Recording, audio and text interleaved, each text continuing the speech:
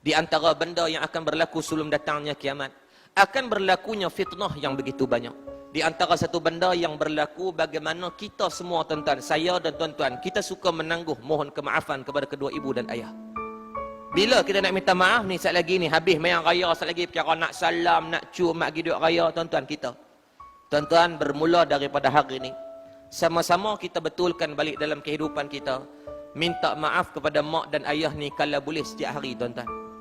Tak perlulah kita menangguh bila mai satu Aidil Fitri saja, satu Aidil Adha saja.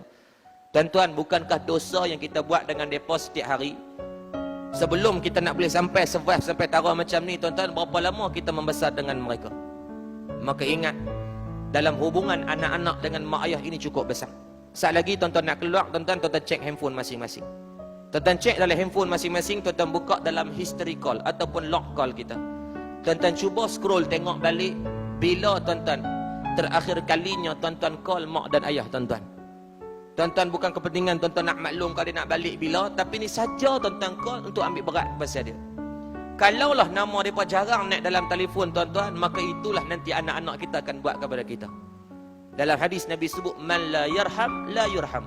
Tuan-tuan jangan risau, hari ni kita umur 40, kita umur 50, ke depan kita mungkin sampai 60-70 tahun. Hari ni anak-anak kita kecil, kemudian anak kita akan besar.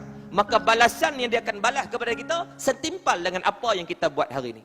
Kita sebagai mak dan ayah tuan-tuan, bila tuan-tuan tengok di handphone tuan-tuan, anak tuan-tuan telefon, seronok ke tak seronok? Mesti seronok. Walaupun biasa kita angkat telefon, dia minta duit tuan-tuan, tapi bila kita baca nama di skrin telefon, sudah cukup menggembirakan hati kita. Maka kenapa kita tidak buat benda yang sama? Awak mak pak kita tunggu ke tuan-tuan, setahun sekali ke balik. Tuan-tuan jadi dia sebagai mercu tanda, setahun sekali ke balik tuan-tuan. Tuan-tuan jadikan dia satu benda yang simbolik untuk raya saja ke tuan-tuan. Bila raya baru teringat balik nak ziarah dia, bila raya baru teringat nak call dia, bila raya baru teringat nak beli apa-apa kat dia. Tuan-tuan, betulkan balik perbuatan kita. Dibimbangi tuan-tuan di hadapan Allah, al-yawma nakhtimu ala afwahihim wa tukallimuna aydihim. Kita bimbang di hadapan Allah, tangan kita nak cakap di hadapan Allah, ya Allah, inilah manusia ya Allah, yang dia boleh call anak dan isteri dia ya Allah, dia boleh call kawan-kawan dia ya Allah, tetapi susah nak telefon mak pak. Tuan-tuan, kita nak jawab apa tentu? Tuan-tuan buka dalam hadis Nabi SAW sebut, anak-anak yang memandang wajah mak ayah dengan pandangan yang menyenangkan dikurniakan pahala seperti menunaikan umrah. Tuan-tuan, tengok muka mak pak pun dapat pahala macam buat umrah tuan-tuan. Kalaulah dengan kadar melihat pun boleh pahala, tak kalah tuan-tuan dengan keadaan tuan-tuan telefon bercakap menyenangkan hati, dia tidak peroleh apa-apa tuan-tuan. Kita tidak pelik kenapa baginda Nabi SAW mengangkat Uwais Al-Qarni dalam hal keadaan Nabi tak pernah bertemu dengan Uwais Al-Qarni.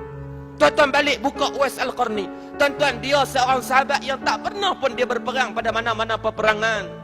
Uwais Al-Qarni juga bukan seorang yang mana dia ini hebat dalam bab menghafal hadis, dia bukan orang hafiz tuan-tuan, dia tidak ada apa-apa. Melainkan Uwais Al-Qarni dalam kalangan seorang yang dilahirkan ada penyakit sapak. Dia berada di Yaman, dia dipulau oleh sekalian orang lain tuan-tuan, dia cuma membesar dengan ibu dia saja. Bila mai peringkat umur ibu dia dah tua tuan-tuan, dia berkhidmat kepada ibu dia. Mak dia kata nak pergi ke Mekah, dia dukung, dia kokong mak dia pergi tuan-tuan ke Mekah. Disebabkan benda tu Allah muliakan dia, Allah iktirafkan dia tuan-tuan. Tuan-tuan, saya tak suruh tuan-tuan balik ni gila-gila. Dah tuan-tuan, cukuplah dengan tuan-tuan banyak telefon dia, tuan-tuan berhubungan dengan dia kerap.